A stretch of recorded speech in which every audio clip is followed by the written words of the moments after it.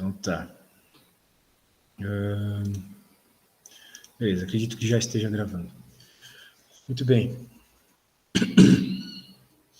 Então, a segunda lei de Newton, a gente conversou ontem, que é a lei que fala sobre o somatório das forças ser igual a massa vezes a aceleração do corpo. Então, a gente, quando estuda um corpo, estuda o corpo sozinho, a princípio. Diagrama do corpo livre. Daí a gente olha todas as forças que estão agindo sobre o corpo e o somatório vetorial de todas essas forças é igual a massa vezes a aceleração do corpo. Então, se a gente souber qual é a direção e sentido da força resultante, a gente sabe qual é a direção e sentido da aceleração, tá? Vou aumentar aqui. Então, achei melhor. É isso aí. Portanto, uma força em desequilíbrio, mas não, né? Somatório de forças. Em desequilíbrio causa, a princípio, um movimento no corpo. É possível de a gente aplicar forças em corpos e eles não se moverem. Acontece o tempo todo. Significa que há pelo menos uma força que compensa, neutraliza a força que a gente está aplicando. Certo? Claro, essa lei aqui ela funciona para referenciais não inerciais. Se a gente estivesse preocupado em entender o movimento de um objeto, lembre-se, dinâmica é para entender a causa do movimento dos objetos. Cinemática, o que a gente estudou agora há pouco, era para entender o movimento em si. Se a gente está tentando entender a causa dos movimentos num referencial não inercial, a princípio, os cálculos ficam mais complicados, envolvem matemáticas mais avançadas que vocês ainda vão aprender ou não. Né? Beleza, então a gente aqui na Física Geral 1, a gente vai ver a coisa só bem superficialmente. Já é suficiente, já resolve 99% dos problemas que vocês vão ver na vida de vocês. Tá? Então, eu nem vou falar muito aqui sobre esse somatório de acelerações de referenciais. Eventualmente a gente pode ver algo sobre isso, mas vai ser bem breve. Beleza. Então, quais unidades a gente usa para entender o movimento? A gente usa massa, que é quilograma, unidade que vai ser quilograma, unidade da massa é quilograma. Unidade da força que a gente vai utilizar é Newton. A aceleração a gente já está utilizando há um tempo já, metros por segundo ao quadrado, né? Então, uma vez que força é igual a massa vezes a aceleração, então, Newton, que é a unidade que a gente chama, que a gente resume a força, é quilograma vezes metro dividido por segundo ao quadrado. Tá? Aceleração, metro por segundo ao quadrado. Então, como é massa vezes aceleração, quilograma vezes metro por segundo ao quadrado. Ok? Claro, essa é a unidade do sistema internacional. Mas, tal qual, como eu falei lá para vocês em cinemática, no geral, a gente sempre trabalha com o sistema internacional. Eu, sei lá, eu estudo física há uns 15 anos, e se eu me deparei 2 vezes com a aceleração medida em outra unidade que não seja metro por segundo ao quadrado, foi raro, sabe? Muito raro. Então, tendam a converter as unidades de vocês para metro e para segundo. Metro quando estiver falando de comprimento e segundo quando estiver falando de tempo. E sempre em quilograma também. Apesar de quilograma ser um múltiplo de grama, né? É grama vezes 1000, a gente trabalha com quilograma, tá bom? Existe toda uma motivação de a gente utilizar essas unidades e não outras, que eu acho que eu falei na primeira aula também, não vou me até falar de novo, o importante é que a gente vai usar elas para fazer conta. Beleza? Muito bem. Aqui tem uma pergunta que já está com a resposta, né?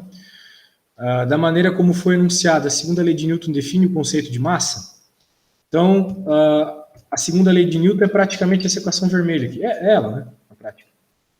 Essa equação vermelha, somatório de forças igual a massa vezes a aceleração.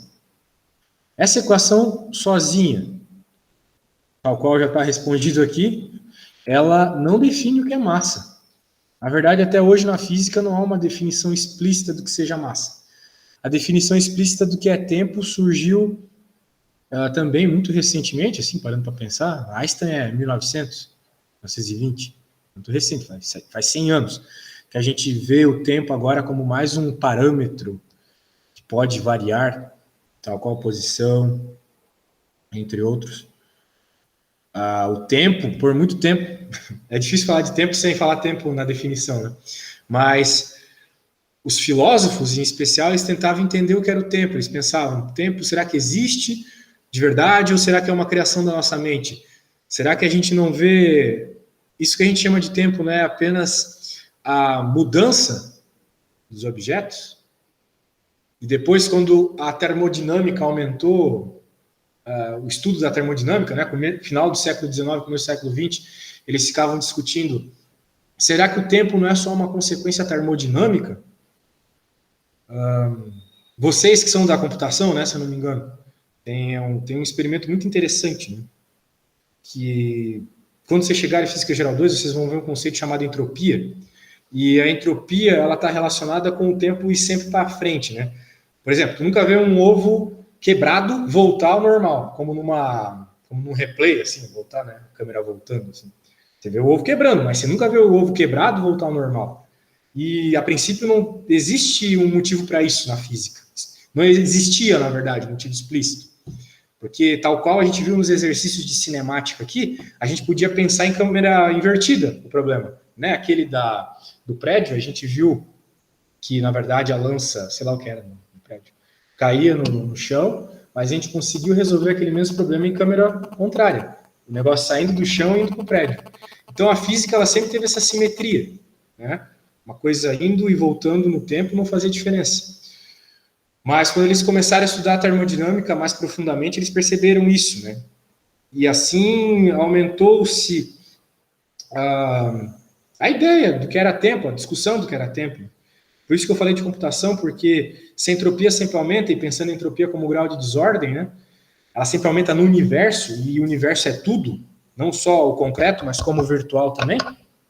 As imagens de trás do espelho, elas não existem, mas elas estão no universo. As coisas do computador também, né? E quando vocês compactam um arquivo, parem para pensar, né? A gente usa o WinZip e o WinRAR sempre, né? Eu só nunca vi ninguém pagar o WinRAR, né? Tá lá sempre os 40 dias lá, já vai vencer. Mas quando a gente compacta um arquivo, de certa forma a gente está diminuindo o grau de desordem, pelo menos do nosso computador, né? Como o computador faz parte do universo, a gente supostamente estaria diminuindo o grau de desordem do universo. Só que essa lei da termodinâmica, que fala da entropia, que por consequência fala do tempo, diz que o universo sempre aumenta a sua desordem. Então, para onde está indo essa desordem que surge quando eu tento diminuir a desordem do meu computador?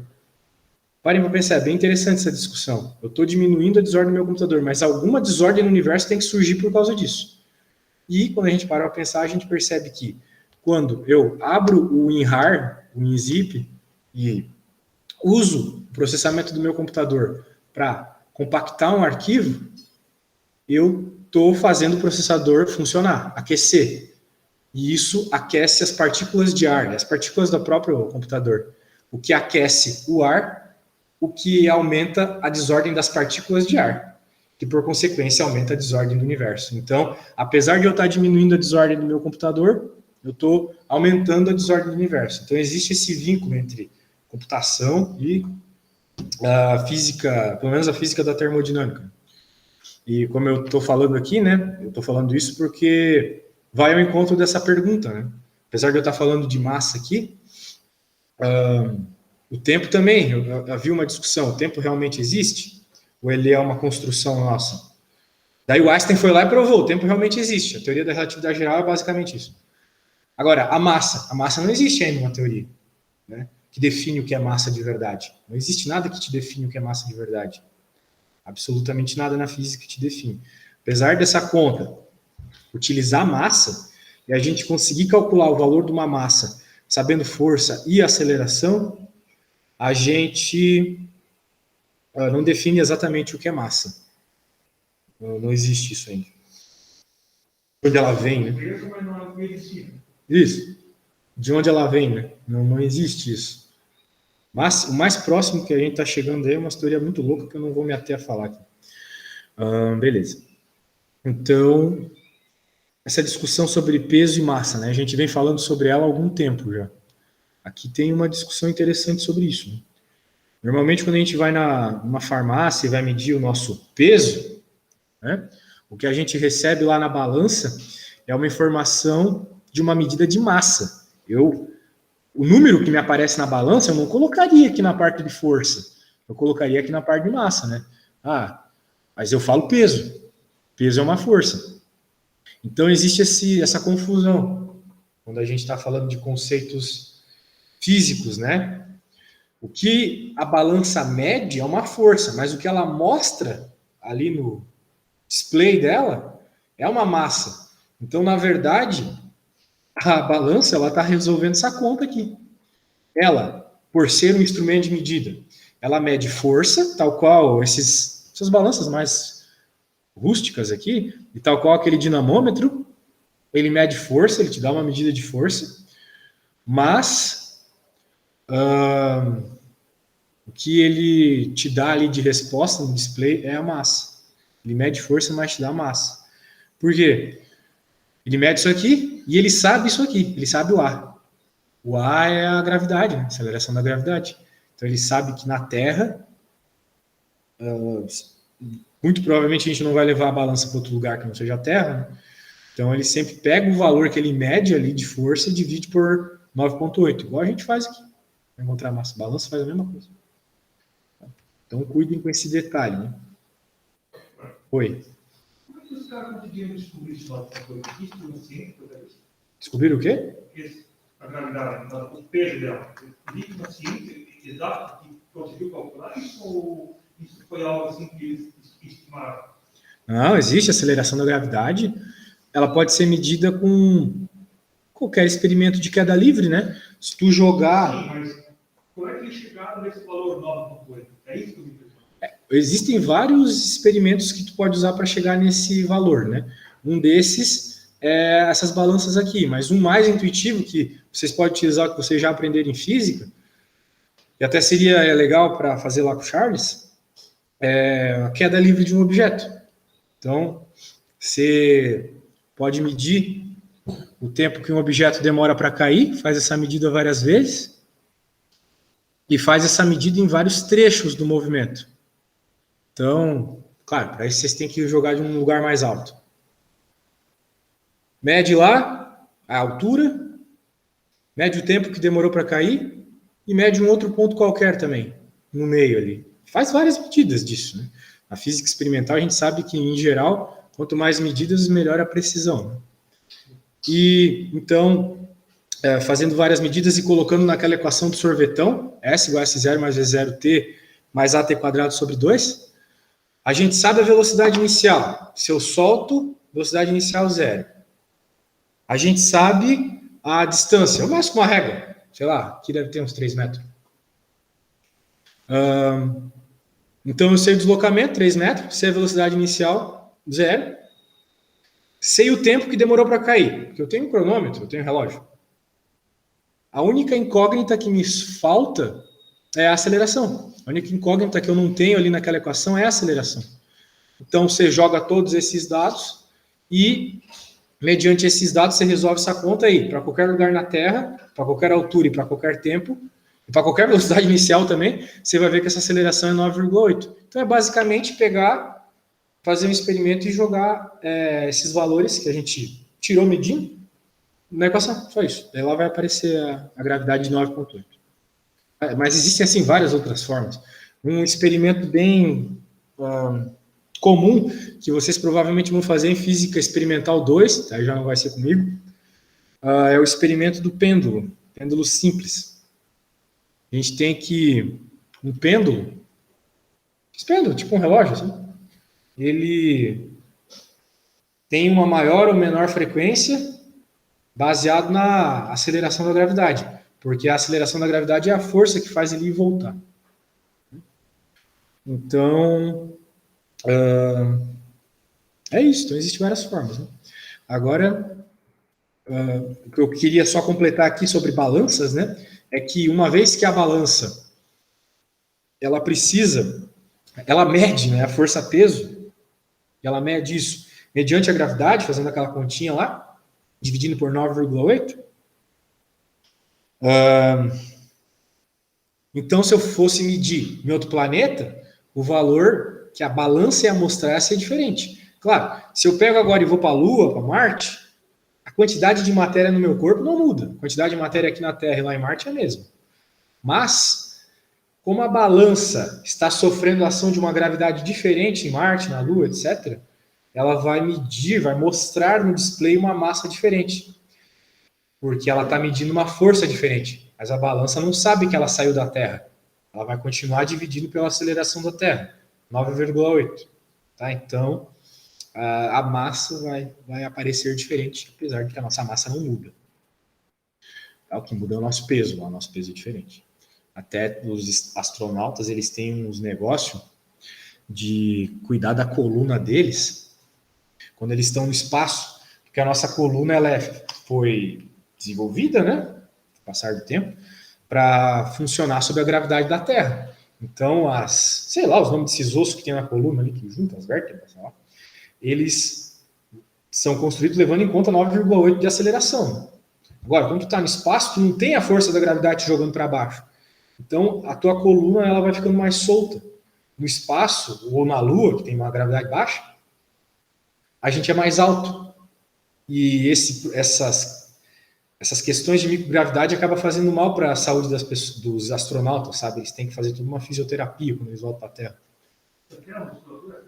Musculatura. A longo prazo, se você não tem um motivo para você usar, a tua massa muscular. Isso. Nada tem peso. A massa muscular da perna, quando a gente está se movendo, ela funciona o tempo todo, né? Tem um impulso ainda do chão. Agora, como não tem lá tanta força gravitacional, né? Então tá. Aqui tem algumas forças importantes. Elas são importantes porque elas vão aparecer muito nas contas. Vocês vão resolver eventualmente. A força gravitacional, que não é exatamente a mesma coisa que força-peso, tá? A força gravitacional é a força que aparece na teoria da gravitação de Newton, que a gente não vai ver na prática. Se a gente ver, vai ser uma coisa bem rápida. Isso aqui é mais coisa de físico.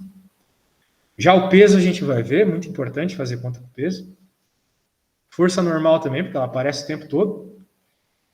É a força que mantém os objetos sobre superfícies, né? O microfone aqui ele não está caindo, apesar de ter uma gravidade querendo que ele caia, porque tem uma força normal, uma força contrária à aceleração aqui na mesa. Uma força, por sua vez, associada à terceira lei de Newton, que a gente ainda vai ver, a gente só viu as duas primeiras. Atração, que é uma... Tração, não atração. Tração, que é uma força associada com cordas, de modo geral. A gente vai ver a tração de cordas. E força de atrito. Eu não preciso nem apresentar, né? Então essa é a força gravitacional, só quero apresentá-la para vocês. Ela é bem interessante porque ela mostra que a força entre os corpos, ela é dada pela razão da massa dos corpos que estão se relacionando e a distância entre eles, ao quadrado. Então, quanto maior a massa, maior a força, mas quanto maior o R, a distância entre os corpos, menor a força. Né? Só que tem um detalhe aqui muito importante. Né? Claro, sim, esse aqui é uma notação de vetor, porque essa força é um vetor. Esse R chapéu aqui, ele indica que essa força é uma força que ela é radial, ela é dada por uma distância do centro de massa até um objeto. Então, é sempre uma distância radial, de ponto a ponto direto. Para mais detalhes sobre isso, cálculo 2. Nenhuma, no 2 que vocês vão ver isso. E tem esse G ali também. É a constante gravitacional, tá? que é 6,67 vezes 10 na menos 11. Por isso, para que haja alguma sensação de força, de atração, é necessária massas altíssimas, né? Porque o que é um newton? Vamos pensar. Um newton é 1 quilo se movendo a 1 metro por segundo ao quadrado. Isso é um newton. Então, o impacto de 1 newton ele é quase irrisório. Uma massa se movendo a 1 metro por segundo ao quadrado é nada. A gente sentiria um pouquinho de impacto no corpo. Não seria um acidente fatal. Seria um impacto muito forte. Um soco de alguém é muito mais que isso, mais de 100 newtons. Pensando em grosso modo, assim. Então, para que a gente tenha uma sensação de força muito alta, né, é necessário que a massa seja enorme. Então, essa equação aqui, ela rege o funcionamento do sistema solar, né? Esse emisão aqui, normalmente, é a massa do Sol. Então, precisa da massa do Sol e da massa da Terra se multiplicando, não é nem somando, é multiplicando, para que exista essa força que causa um movimento, assim, nem tão brusco na Terra, né? Porque ela demora um ano inteiro para girar em torno do Sol. Então, a força gravitacional, ela, como falei na aula passada, ela é muito menos intensa que as outras forças, né, naturais, né? Porque, veja, a constante gravitacional é 10 na menos 11. 10 na menos 11 é 0,10 zeros e umzinho no final, sabe? Então, muito fraca. Imagina isso. Beleza? E daí, por isso que a gente não sente atração entre nós aqui. Nós estamos com R bem menor do que a Sol e a Terra. A gente não sente essa atração entre objetos com massa, que é nós, ou nós é a parede, tanto faz. Por quê? Porque esse G aqui, ele reduz muito a intensidade da força. Existe, por mais bizarro que seja, existe uma atração gravitacional aqui entre meu braço e a parede. Só que é irrisória, muito fraca. A gente não vê na prática.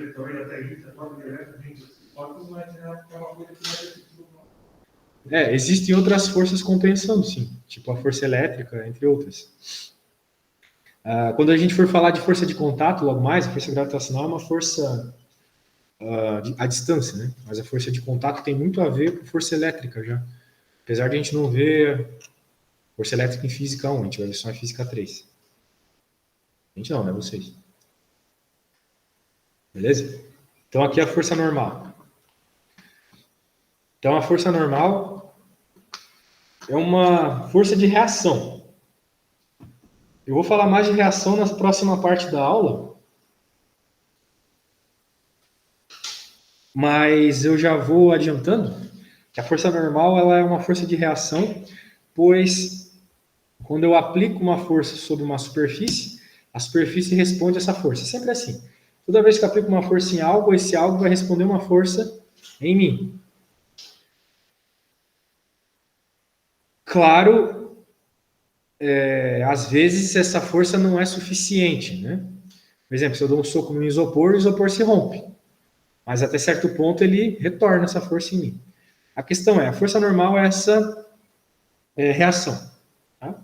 E ela existe o tempo todo, como eu já falei para vocês vários exemplos. Sempre que tiver um objeto numa superfície, em cima de uma superfície, vai haver força normal. Sempre que tiver um objeto sobre uma superfície, vai haver força normal. Tá? Então tem que ter uma superfície para ter força normal. Ele tem que estar ligado com algo para ter força normal. Então, por exemplo, imaginem aqueles caras que faz aqueles negócios de rodar naquelas Globo da Morte, sabe? Uma moto. Então, apesar do cara estar na parte de cima da moto, na parte de cima do globo ali, de cabeça para baixo, ele entra com tal velocidade, a gente vai ver qual velocidade tem que ser para ele conseguir, numa das contas. Bem, não sei se eu vou estar aqui, né? Mas o fato dele estar ainda em contato com o globo da morte causa nele uma força normal. Né? A velocidade dele tem que ser muito precisa. Se acelerar demais, ele cai. Se acelerar de menos, ele também cai. Se ele acelerar demais... Ele não consegue. Não. Ou ele vai cair, ou ele não vai conseguir fazer o próximo giro. Isso vai depender um pouco de umas questões de regulação lá, mas de fato, se ele não entrar com uma velocidade específica, ele cai. Ele não vai conseguir ter... Tem que ser exatamente igual. Exatamente. Não mais e não menos. Na prática, né? Só que aqui, como a gente sempre vê assim, considerando a coisa perfeita, né? A gente nem vai considerar que é um motoqueiro, e sim uma partícula. Então, a questão é essa. Tipo quem jogou Sonic sabe, né? Tu tem que entrar com uma determinada velocidade para ele passar no looping lá e tal. Então, é isso. A velocidade, ela vai ter um vínculo aqui nessa situação. Mas, no geral, a gente tem uma coisa simples assim, né? Um objeto em cima de uma superfície. E aqui, novamente, gravidade está compensando a normal. As duas estão se compensando. Por isso o corpo está em equilíbrio, ele não se mexe. Porque ele está sobre uma superfície. A hora que eu tiro a superfície dele, né, ele cai. Então é necessário que haja uma superfície para ter a compensação da força normal. Tá? Beleza. No geral, a gente não vai ver expressões tão complexas assim como essa, mas esse é um exemplo muito interessante. Que uma cama elástica, ela, em determinadas partes, por ser elástica, te aplica mais ou menos força, né? Quando tu pula na cama elástica e tu tá lá embaixo, então esticou pra caramba já, é quando vai ter a força mais intensa para você subir de novo, né? E esse comportamento de ir, voltar, não sei se vocês estão vendo funções lá em cálculo, mas é o comportamento da função seno. Você já viu a função seno em cálculo? Pois é.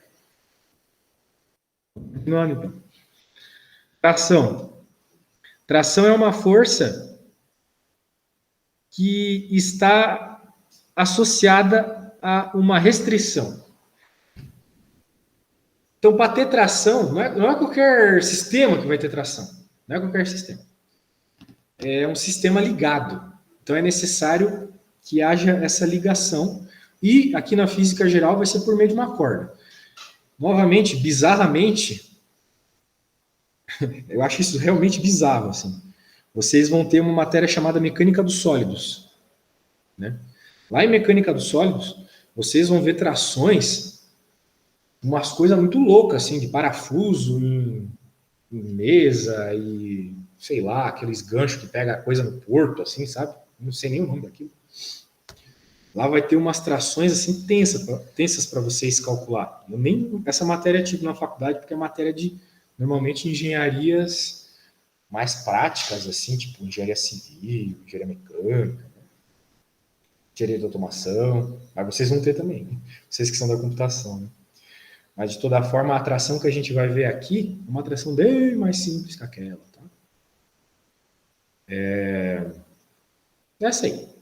Então, é a atração que é dada nessa corda. Então, a corda ela está tracionada, né? Se ela está esticada, ela está tracionada, porque há uma força aqui agindo sobre um objeto e essa força acaba por esticar a corda, eventualmente. Por quê? Porque isso aqui, eventualmente, vai ter um atrito,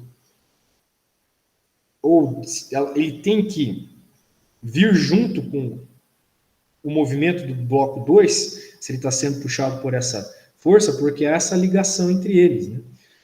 Só que ele só vai conseguir se mover por meio dessa conexão da corda, mas fisicamente por meio da tração.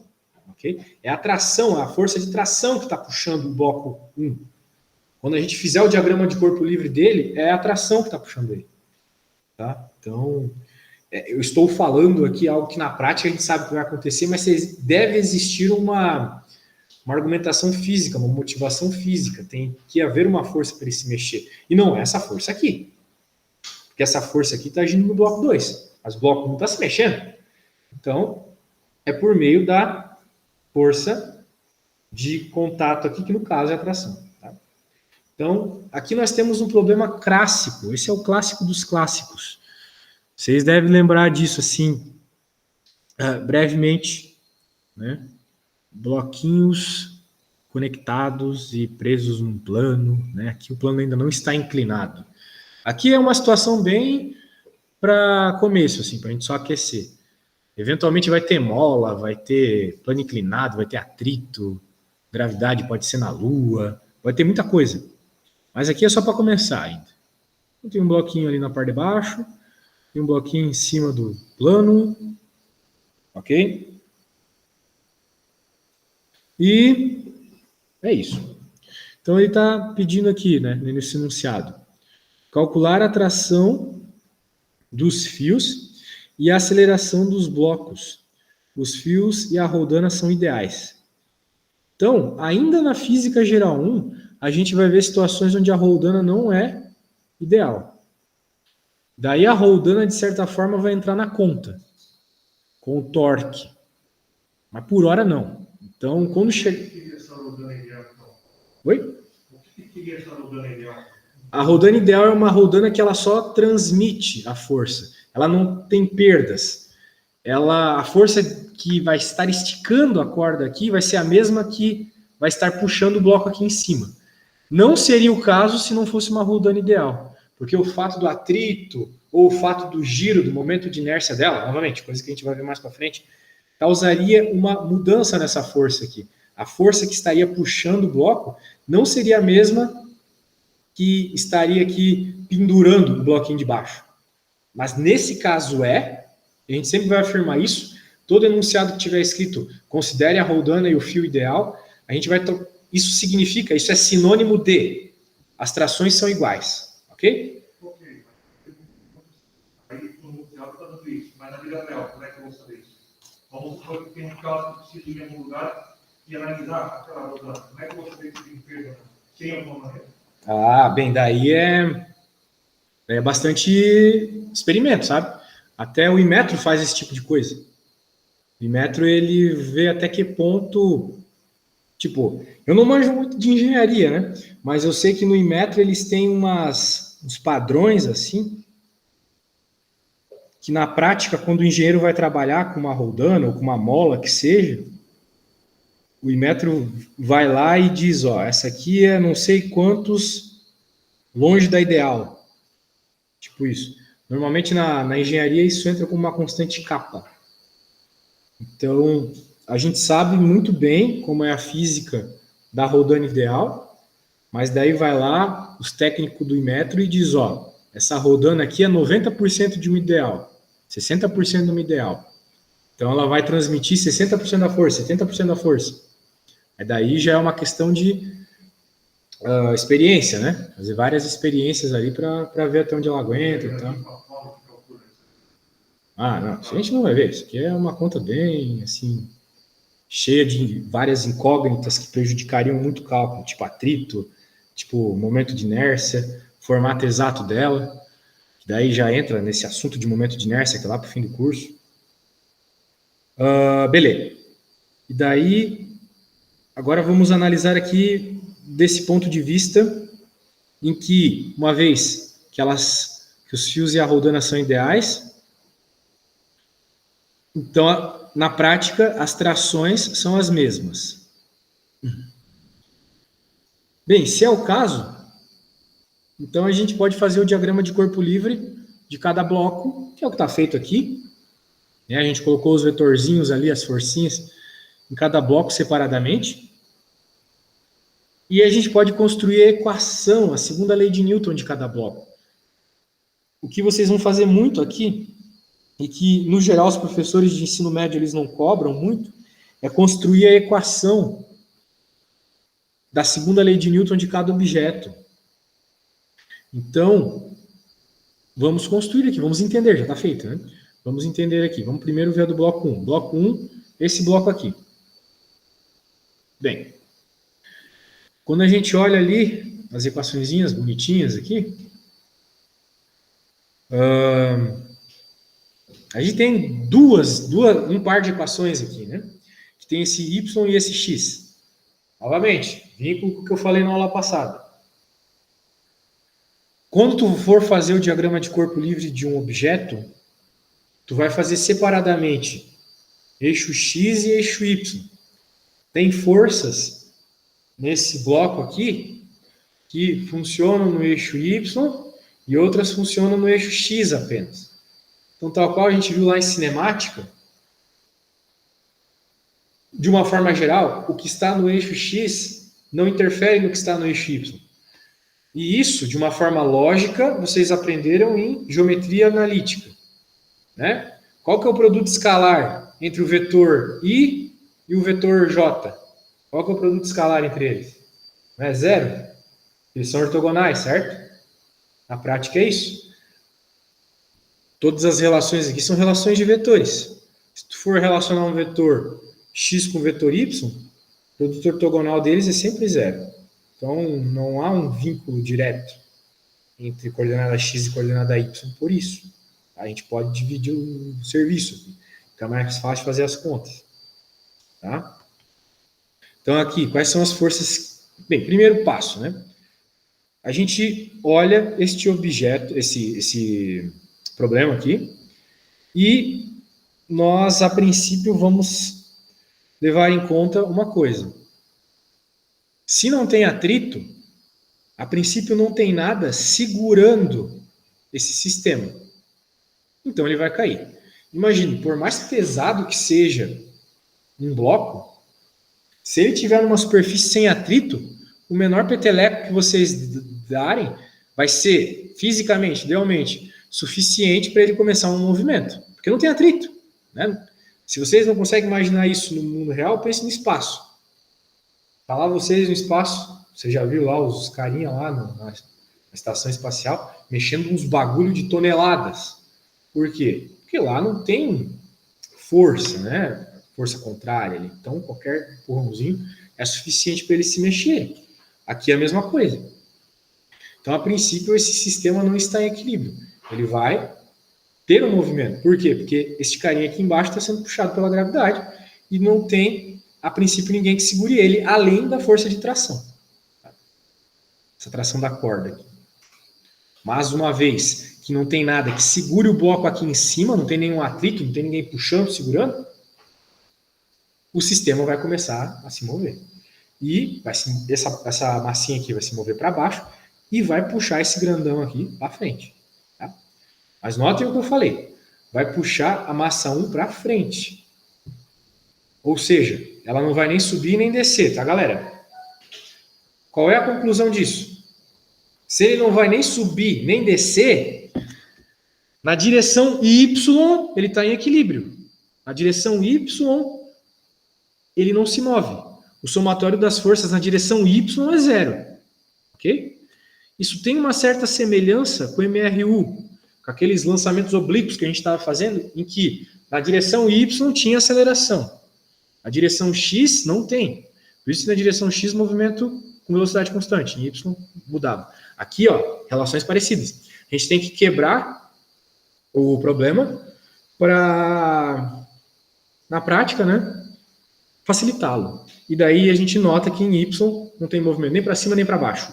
Esse bloco aqui, enquanto ele não cai, né, que é a ideia aqui, ele não está nem subindo nem descendo. Ele está se movendo só para frente. Nós estamos pensando aqui só até o movimento, só até a polia. Ele não vai cair. Tá? Então é isso. Na direção Y, o somatório das forças é zero. Agora, quais são as forças na direção Y? Se a gente olhar para o desenho, e é por isso que eu sempre cobro muito desenho na prova, né? Eu lembro de até teve um problema aqui com uma aluna que ficou reclamando que ela devia ter tirado 10 porque ela chegou nas respostas, mas infelizmente ela não fez os desenhos, não mostrou todos os passo a passo, né? Eu não pude dar 10. Por quê? Porque o desenho é parte integrante da compreensão do problema. Né? Não tem, por exemplo, como descrever esse movimento aqui sem fazer o diagrama do corpo livre. Faz parte do problema. Né? Então, aqui a gente vê claramente que existe a força peso para baixo e a força normal para cima.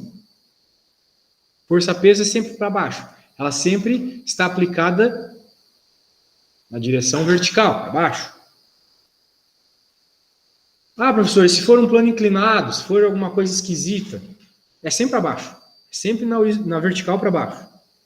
Força-peso é sempre para baixo. Logo vai ter plano inclinado. Vocês vão colocar a força-peso para baixo, apontando para baixo mesmo. Força normal é sempre para cima? Não. Aí que está o grande lance. A força normal tem esse nome por um motivo. Né? Vocês já viram sobre vetor normal em geometria analítica, né? O que é o vetor normal? Vocês se lembram? Ou vocês não viram o vetor normal ainda? Assim vocês querem me ferrar, né? Não é possível, cara. Meu Deus do céu, vocês não viram nada. Vetor normal é o seguinte. Imagine que a gente tem um plano aqui. Vou fazendo paint isso. Ó, vamos imaginar um plano aqui.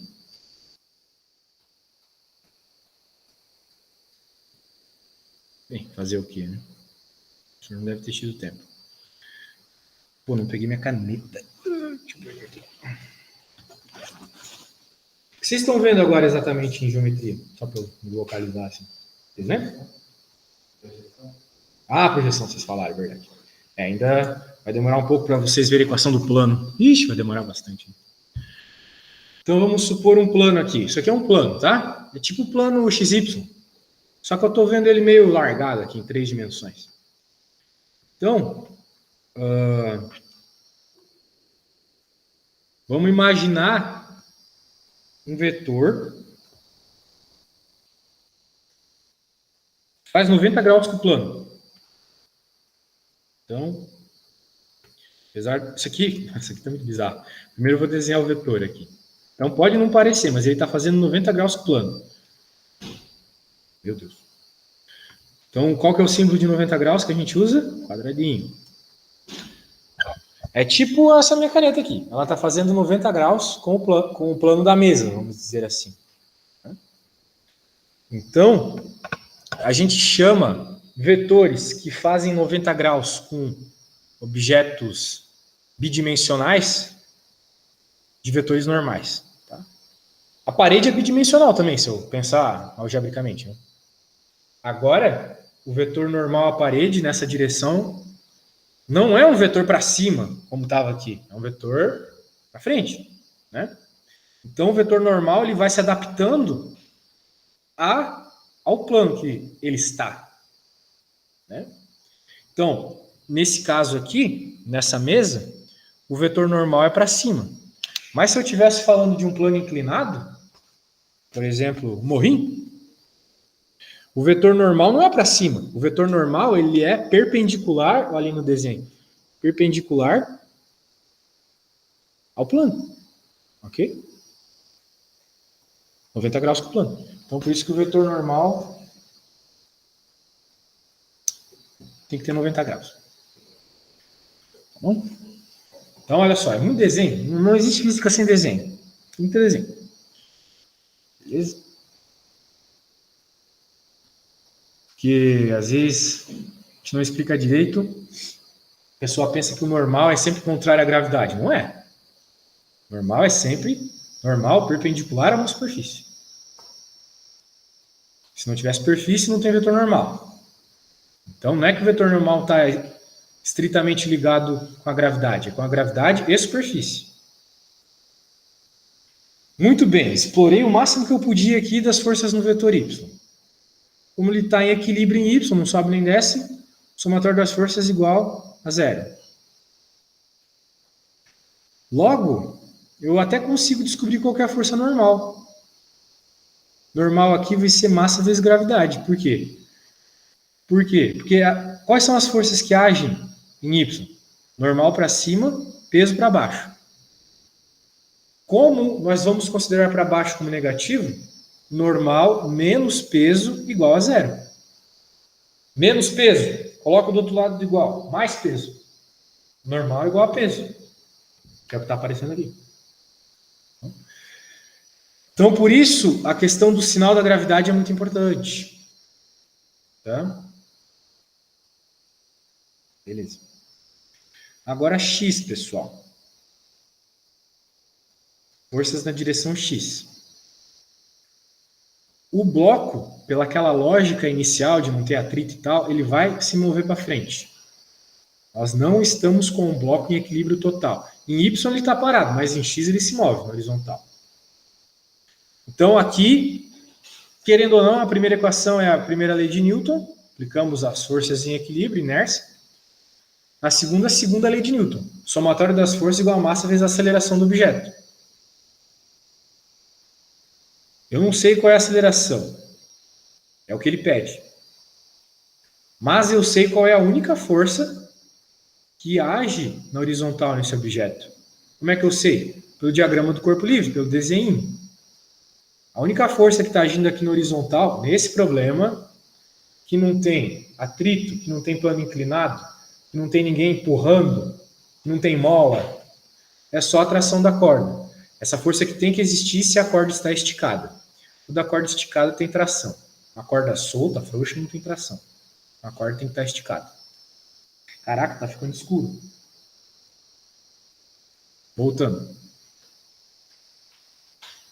Logo, o somatório das forças é igual a massa vezes a aceleração, porque o objeto está se movendo horizontal, mas a única força que age sobre ele é a tração. Então, na prática, somatório de todas as forças, só tem a tração. Então, tração, mais nenhuma força, ou seja, só a tração, é igual a massa vezes a aceleração. Tá? Tração é igual a massa vezes a aceleração. Beleza. Falamos tudo que está... Diga. A massa não foi dada. A única força que tem para baixo, que teoricamente é estado é a gravidade. Sim. Né? Você vai desconsiderar ou você vai incluir ela de alguma forma nesse teorema todo? Vai incluir. Porque o movimento do objeto, quando eu faço o diagrama do corpo livre, eu tenho que pensar só nele. Né? Só no caso, como eu estou falando do bloco de massa 1 aqui, eu vou pensar nele sozinho. Eu não vou me importar com nenhuma outra força que está agindo em qualquer outro corpo do objeto. Eu olho só para o que está agindo diretamente nele. E diretamente nele está agindo só a tração. Mas a gente sabe que a tração tem a ver com a gravidade. Porque a tração é o que está puxando o bloquinho ali de baixo, que puxa a corda. Então, eventualmente, a gente vai ver que a tração tem a ver com a gravidade. Mas isso vai vir da dedução da equação do bloco 2, que está aqui embaixo. Aí que eu estava pensando já, no caso, se você tiver uma tração ali sem ter gravidade, você não tem força de aplicada. Exato. Por exemplo, esse sistema de massa-mola não funcionaria no espaço. Porque tu precisa da gravidade para ter o movimento. Como no espaço não tem, né, o negócio vai ficar frouxo, vai ficar balançando. Assim. Realmente precisa da gravidade. Ou de alguém puxando. Então, agora, bloco 2. O bloco 2, ele está conectado a essa corda. A gente desconsidera qualquer movimento de balanço dele. A gente vai considerar só movimento para cima e para baixo. Tá? Não vai se mover para o lado. Isso está dentro da ideia de Haldane ideal. Tá? Haldane fio ideal. É um fio que não balança na prática também, além de tudo. É um fio que está, em outras palavras, preso na direção Y. Então, todo movimento aqui do bloco vai ocorrer na direção Y. Por isso que a equação aqui do bloco 2, né, a análise, o diagrama do corpo livre do bloco 2, tem na prática só uma equação. A equação da força em Y. Porque eu olho para o diagrama do corpo livre e não vejo nenhuma força na horizontal, em X. Que nem tinha aqui do bloco 1, né? O bloco 2 só tem força em Y. Quando fica esse diagrama, eu olho para ele, sabe aquelas portas de garagem que eu faço o seguinte? Nem filme. Tem uma roldana lá, né? Tem rodana, tem no caso como se fosse uma caixa cheia de pedaços de metal, que tem um peso ali que eu perco. Olha a mesma coisa que eu Sim, eu acredito que posso estar errado, né?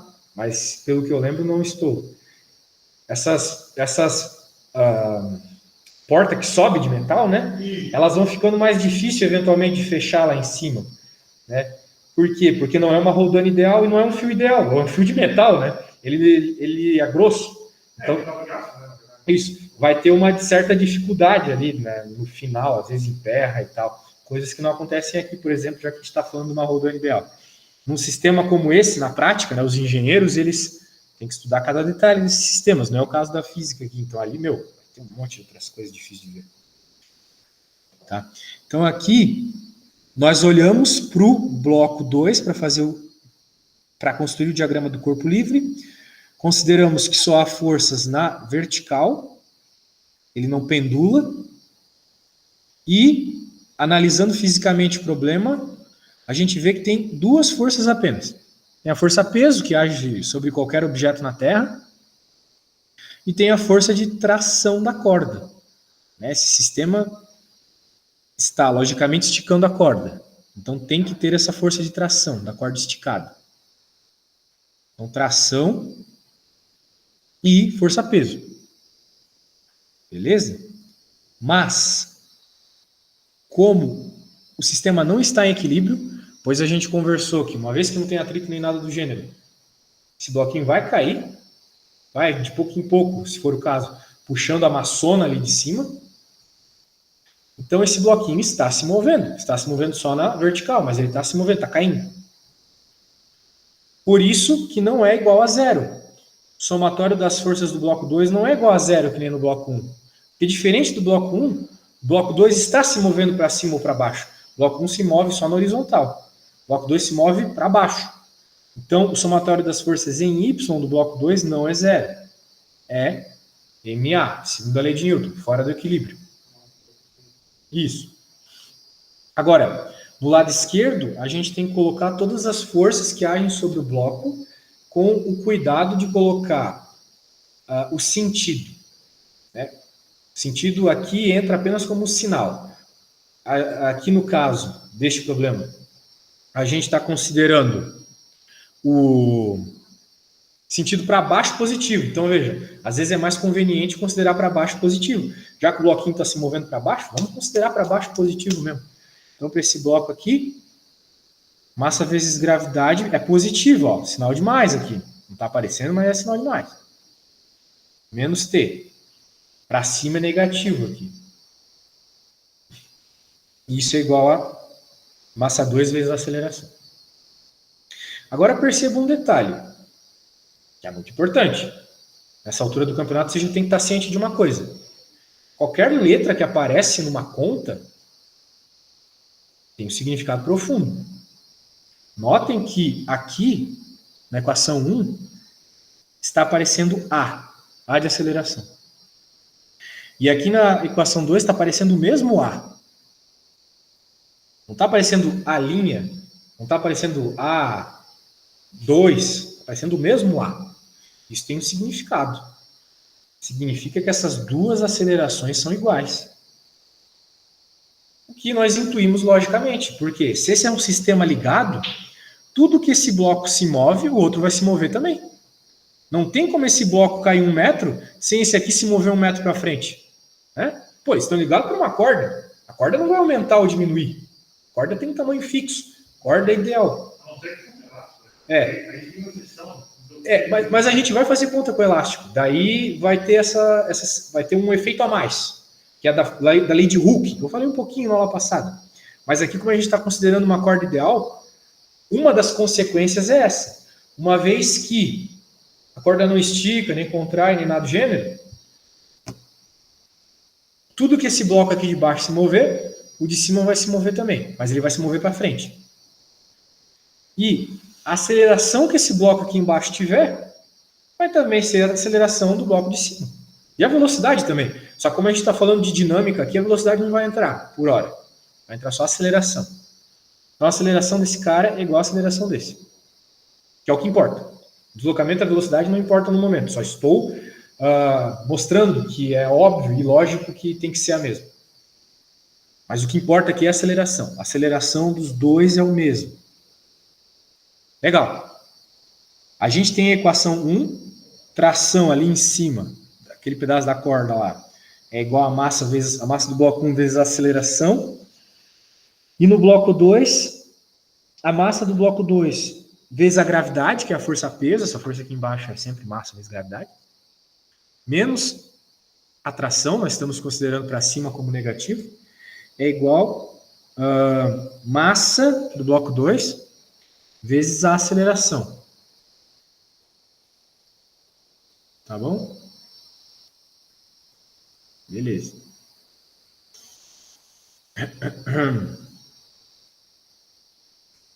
Muito bem. Agora vem algumas considerações. Lembrando que nós estamos procurando a tração e a aceleração.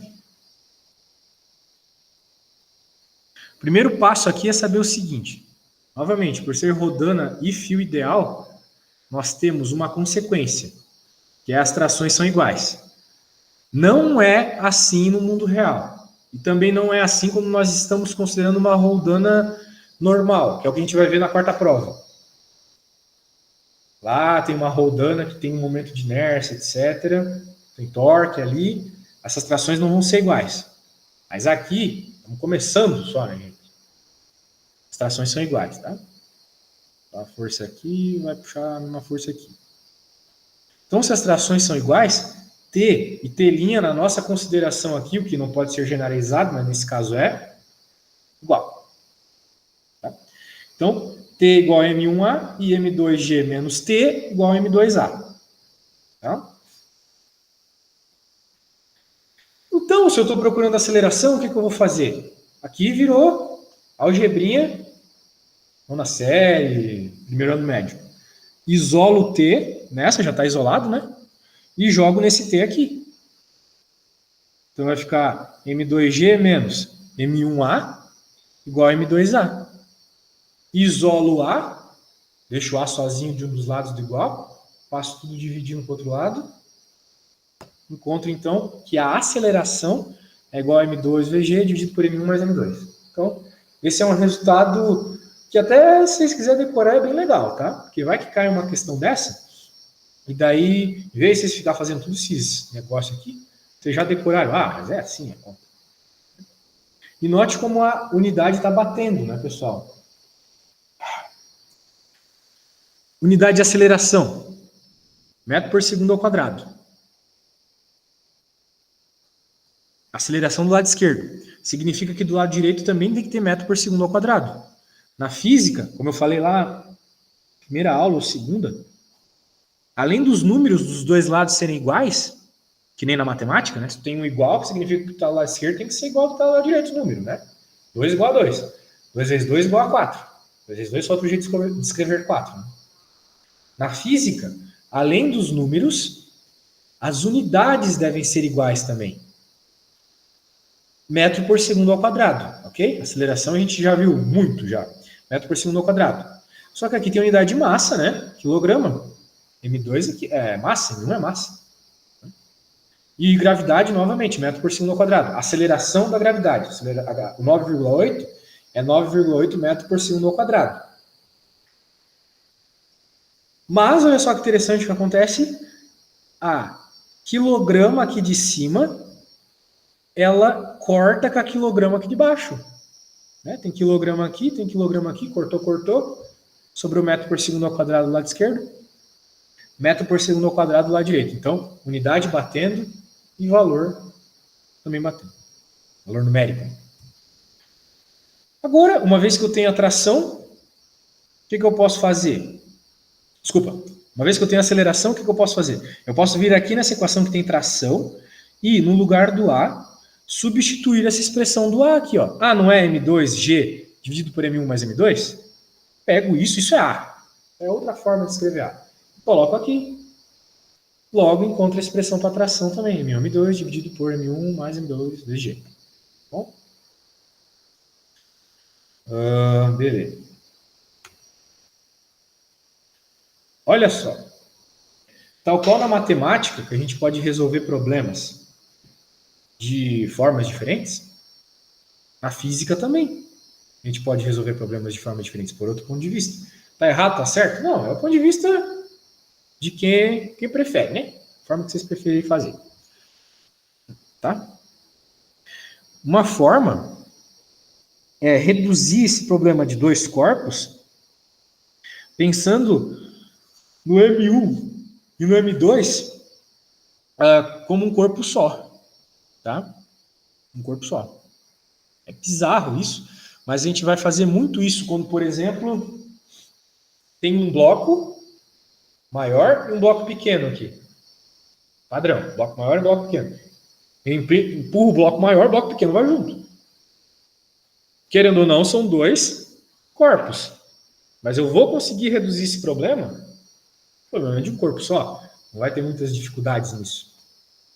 Aqui também dá para fazer, tá? Então, o que vai acontecer aqui? O que vai acontecer aqui? A gente vai obter aquelas mesmas equações de uma forma mais rápida, né? A massa 2 vezes a gravidade, que é na prática a força-peso aqui que causa o movimento, vai ser igual ao quê? A única força que causa o movimento aqui na prática, a gente já conversou, é a peso. Então, essa força que está causando o movimento é igual à dinâmica do sistema, ou seja, a massa do sistema como um todo, que é M1 e M2, vezes a aceleração do sistema como um todo, que é A. A única força que causa desequilíbrio no sistema, força-peso, é igual à massa do sistema como um todo vezes a aceleração dele. Então, eu estou falando a segunda lei de Newton de uma forma mais direta, mais específica, mais física. E, bem, obter a mesma expressão, né? Ó, essa aqui é a mesma de antes. Ó, vermelhinho aqui e a pretinha aqui. Tá? Então, é bem interessante isso.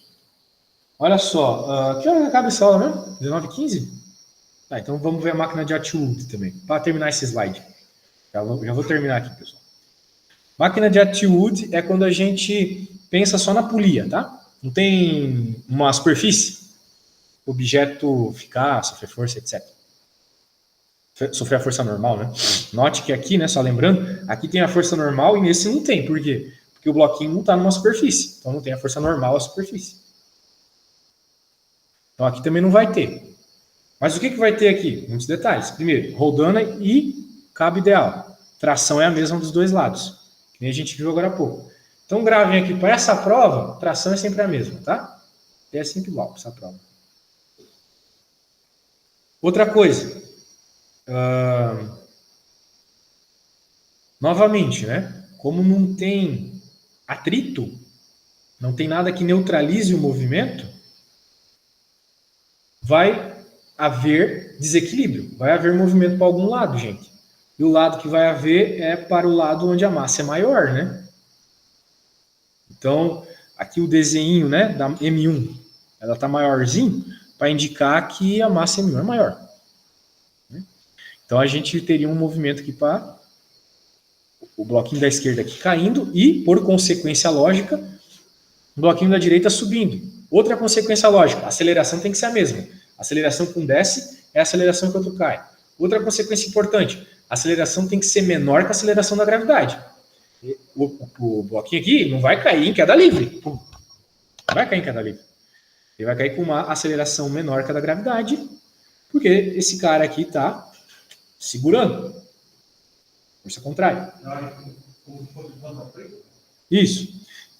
No caso, esse negócio preso aqui se dá pelo meio da tração, né? É a tração da corda, né, que está segurando a força-peso, está compensando um pouco. Mas não vai ser suficiente para parar o movimento. Seria se as massas tivessem valores iguais. Mas uma sendo diferente que a outra, vai ter desequilíbrio.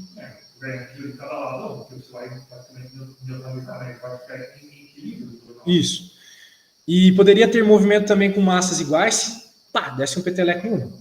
Daí, apesar de ter massas iguais, haveria um movimento, porque teria aquela forcinha de desequilíbrio inicial ali. Mas isso já seria um sisteminha um pouquinho mais difícil. A gente está vendo só o Basics hoje. Isso. Para esse finzinho aqui não vamos complicar tanto.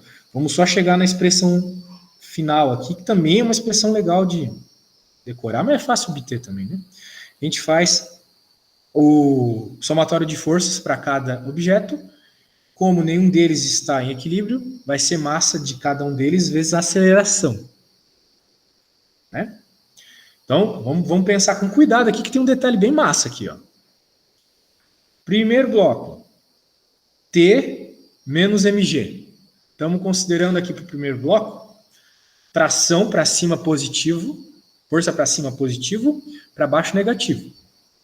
Então, como a peso é para baixo, negativo. Uma tração é para cima positivo. E, notem, isso aqui é mega importante. Notem que a gente está considerando a aceleração positiva. Bloco 1. E a gente sabe que o bloco 1 está descendo.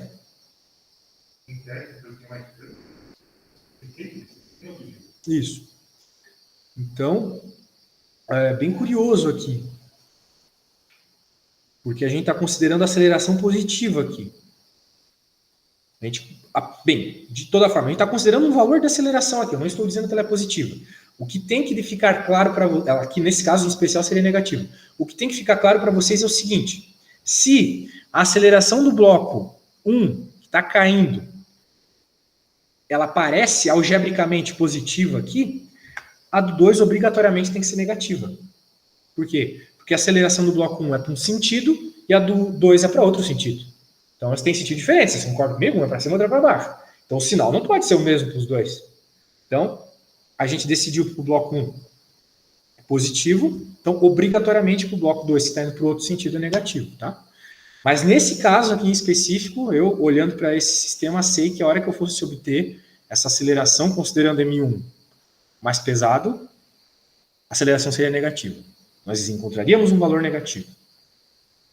Mas o que é importante aqui, que vocês têm que lembrar, focar. Se um aparece na equação positivo, o outro tem que aparecer negativo, tá bom? E, para finalizar, sisteminha de roldanas aqui.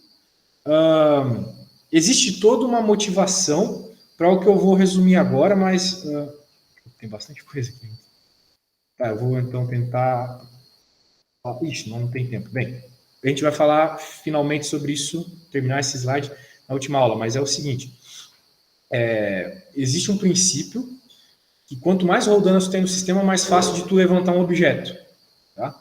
E, de uma forma geral, ele vai dobrando a facilidade. Vai dobrando a facilidade cada roldana que tu coloca. Isso. E, a princípio, isso se dá pelo diagrama de corpo livre que a gente vai construir aqui. Porque, note, cordinha ideal. Vai ter duas trações aqui, ó. Duas traçõezinhas aqui, puxando o cara. Então, eu vou dobrar a força que eu estou aplicando aqui embaixo. Só colocando uma roldana no sistema. Então, bem interessante isso. Notem isso em alguma engenharia que vocês verem por aí. Pensando uma coisa. Diga. Como é que a roldana consegue produzir essa força com facilidade? O que exatamente envolve isso? Vamos ver na próxima aula. Porque isso que é interessante. A princípio, a gente não tem um motor elétrico. É como se tu estivesse criando força do nada, né? Exato. É bizarro mesmo. Mas isso acontece o tempo todo na física, mas a gente só engana a gente. Tipo um transformador. Eu sempre ficava pensando assim,